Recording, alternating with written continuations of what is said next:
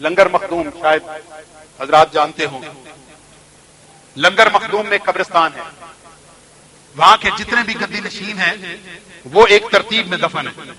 اگر آپ کو جانے کا موقع ملے تو ضرور اس کی زیارت کیجیے. سب ایک ترتیب میں ہیں. ان کے ایک صاحب اب سے تقریباً 50 سال پہلے ان کا وصال ہوا. اب بائی چانس قبر کی صورت ایسی ہوئی کہ ان کی جو جگہ تھی وہ اپنے پیر کے سرانے کی طرف آ گئی. وہ خود فوت ہو گئے. پیچھے جو ان کے مریدین تھے، لوائقین تھے، انہوں نے جو جگہ ان کے لیے منتخب کی وہ ان کے پیر کے سرہانے کی طرف تھی. قبر بنائی، دفن کر دیا. پیر قدموں میں ہے اور مرید سرہانے کی طرف ہے. مرید کے پیروں میں پیر کا سر ہے. دفن کر کے آئے. جب صبح واپس قبرستان گئے قبر مڑی ہوئی تھی.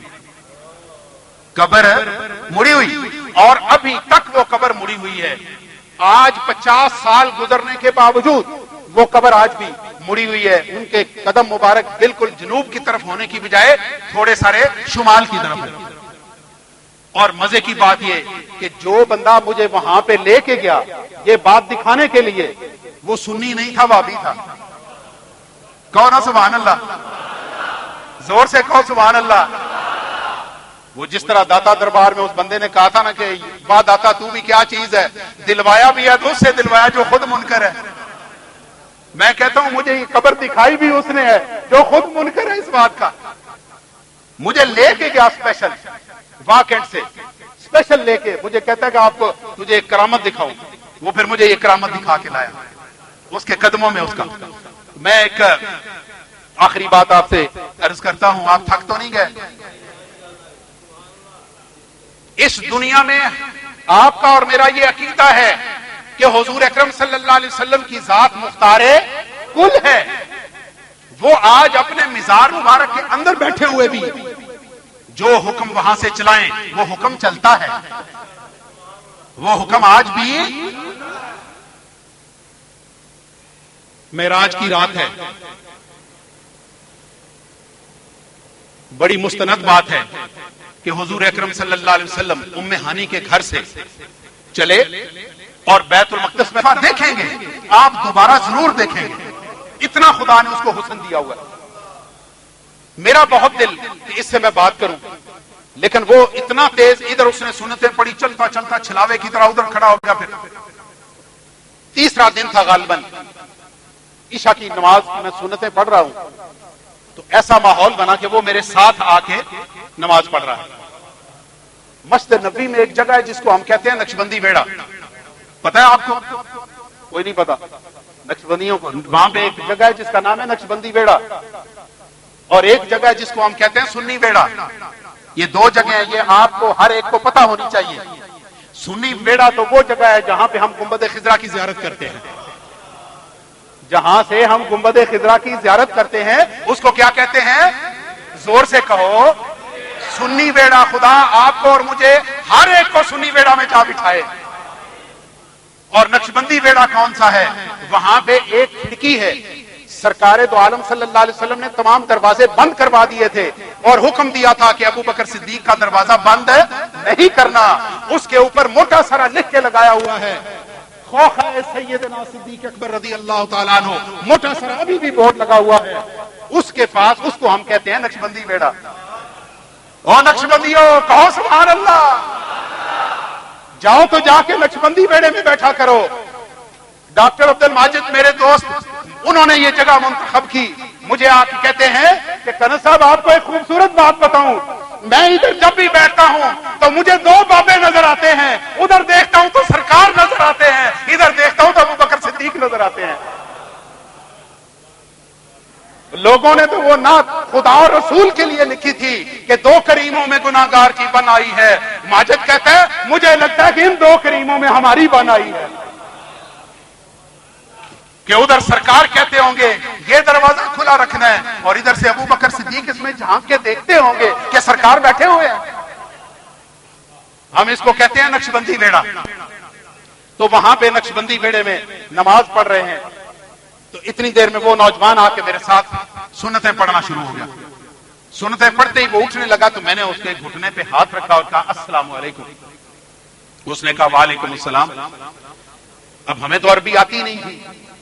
میں نے اس کو پوچھا کہ حنفی؟ کہتا ہے الحمدللہ حنفی. میں نے اگلا سوال کیا نقشبندی؟ کہتا ہے الحمدللہ نقشبندی. اب مجھے عربی میری مک گئی, میری عربی ختم ہو گیا. میں نے اس کے نا چہرے پہ یوں اشارہ کر کے میں نے اس کو کہا اردو میں, میں نے اس کو یوں چہرے کی طرف اشارہ کر کے میں نے کہا تمہارے چہرے پہ بہت نور ہے. اردو میں میں نے کہا محبت کی زبان سارے سمجھتے ہیں, یہ پنجابی پشتو اردو انگریزی کی محتاج نہیں ہوتی, محبت کی زبان سب کی ایک ہی ہوتی ہے.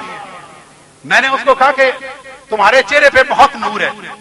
آپ یقین فرمائیے مسجد میں بیٹھے ہوئے ہیں, باوضو بیٹھے ہوئے ہیں, میرا اتنا کہنا تھا اس کی آنکھوں میں آنسو ٹپ ٹپ گرنے لگے, ٹپ ٹپ اس کی آنکھوں سے آنسو گرنے لگے. اب وہ اپنی زبان میں بولا جس کی مجھے سمجھ آ گئی, یوں اس نے روزہ پاک کی طرف اشارہ کیا, کہتا ہے یہ سارا نور ان کا ہے. خدا کی قسم کہتا ہے یہ سارا نور ان کا ہے, یہ میرا نور ہے. مجھے اندازہ ہوا کہ عاشق صرف پاکستان میں نہیں ہے, شام میں بھی بہت بیٹھے ہوئے ہیں. سبحان اللہ, کیا کیا باتیں بندہ سنائے. اور کہ مطلب یہ سارے کے سارے قرآن و حدیث کی تشریح ہے. ایک کوئی بدبخت آیا اور سرکار کے روضہ پاک کی طرف ٹانگیں کر کے لیٹ گیا. آپ میں سے جو لوگ وہاں گئے ہوں گے آپ نے دیکھا ہوگا کہ بیت اللہ میں بہت لوگ بیت اللہ شریف کی طرف ٹانگیں کر کے لیٹے ہوتے ہیں, کوئی ان کو منع نہیں کرتا. کی ہوئی ہیں ٹانگیں, ہم بھی ان کی ٹانگوں کے اوپر سے گزرتے ہیں, چلے جاتے ہیں. ایک شخص وہ آ کے اس کی طرف ٹانگیں کر کے لیٹ گیا. ماجد صاحب کو بہت غصہ آیا, بڑی اونچی آواز میں مجھے کہتے ہیں میں لتا توڑنے لگا. میں نے کہا نہیں آپ نہ توڑیں, آپ کا اور میرا بولنا ٹھیک نہیں ہے, یہاں پہ اللہ تعالیٰ خود ہی کوئی بندوبست کر لے گا, آپ ایک منٹ آرام کریں. بڑی مشکل سے اس کو روکا. اتنی دیر میں ایک عربی وہاں پہ قرآن پاک پڑھ رہا تھا, وہ اس نے کنکھیوں سے 2-3 دفعہ اس کو دیکھا, اس کے بعد قرآن پاک بند کیا اور آ کے اس کے پاس بیٹھ گیا اور اس کو کہتا ہے کہ آپ اپنی ٹانگیں پیچھے کرو. ہم سن رہے ہیں ساتھ ہی, ہم بھی بیٹھے ہوئے, ٹانگیں پیچھے کرو. وہ اٹھ کے بیٹھ گیا اور آگے سے اس کو کہتا ہے یہ قرآن میں کہاں آیا ہے, قرآن میں کہاں آیا. ایک تو ان کو ہر شے قرآن میں چاہیے, نہیں جو قرآن میں آیا ہوا ہے وہ تم مانتے ہو, پہلے اس کو تو مان لو نا. اس نے ٹانگیں پیچھے کی, اس نے کہا قرآن میں کہاں ہے. اس نے آگے سے کہا کہ قرآن میں ہے یا نہیں تم ٹانگیں پیچھے رکھو گے. وہ شخص جا کے واپس قرآن پاک پڑھنے کے لیے بیٹھا تو اس نے ٹانگیں پھر لمبی کر لی, روزہ پاک کی طرف پھر ٹانگیں کر لی. اب وہ دوبارہ اٹھ کے آیا, آ کے اس کو بازو سے پکڑا, کہتا تم نے ٹانگیں اپنی خود سمیٹنی ہے یا تمہاری ٹانگیں میں ٹھیک کروں گا. اتنا کر کے اس کو بازو سے پکڑا, بازو سے اٹھا کے کہتا ہے وہ دروازہ ادھر سے باہر دفع ہو جاؤ. مجھے اندازہ ہوا کہ اب یہ دو شخصیتیں ہیں, دو ذاتیں ہیں, ایک خدا ہے ایک مصطفیٰ ہے. خدا کی ذمہ داری, خدا کی توحید کی ذمہ داری مصطفیٰ نے لی تھی اور اس کے ادب کی ذمہ داری خدا نے لی ہوئی ہے. اس نے نبھائی اس طرح سے کہ آدم علیہ السلام آئے, توحید کا پرچار کرتے رہے, نمرود کھڑا ہوا, اس نے آ کے خدائی کا دعویٰ کر دیا. ابراہیم علیہ السلام آئے, اس کو شکست دی, مارا, توحید کا اعلان کیا, فرعون پیدا ہو گیا, شداد پیدا ہو گیا. لیکن حضور اکرم صلی اللہ علیہ وسلم نے توحید کا وہ نعرہ لگایا. 1400 سال ہو گئے, آج تک کسی نے خدائی کا دعویٰ کیا. یہ ذمہ داری شرک کو ختم کرنے کی سرکار نے لی ہوئی ہے اور ان کے ادب کی ذمہ داری اس نے لی ہوئی ہے. ٹانگیں پیچھے کرو اور اس حرم سے باہر دکھاؤ. اس کے اپنے حرم میں, اپنے گھر میں ٹانگیں اس کی طرف ہو, اس کو کوئی تکلیف نہیں ہے. اس کے محبوب کی طرف ٹانگیں ہو, اس کو تکلیف ہے. میرے ایک بزرگ تھے چشتیہ سلسلے کے, وسیم شاہ صاحب پنڈی میں نے عمرے پہ جانا تھا تو میں ان کو سلام کے لیے حاضر ہوا. انہوں نے مجھے ایک بات سنائی, اس کے بعد میں اپنا بیان ختم کرتا ہوں. حضرت وسیم شاہ صاحب رحمۃ اللہ علیہ مجھے فرماتے ہیں کہ میں سنی بیڑے میں کھڑا ہوا گنبد خضرا کی زیارت کر رہا ہوں.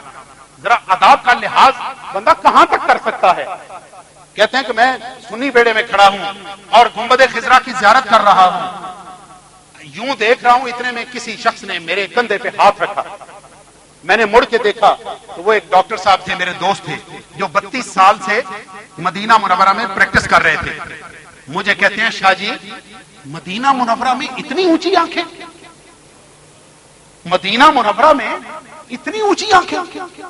میں نے کہا کہ ڈاکٹر صاحب میں تو آئے گنبد خضرا کی زیارت کے لیے تھا،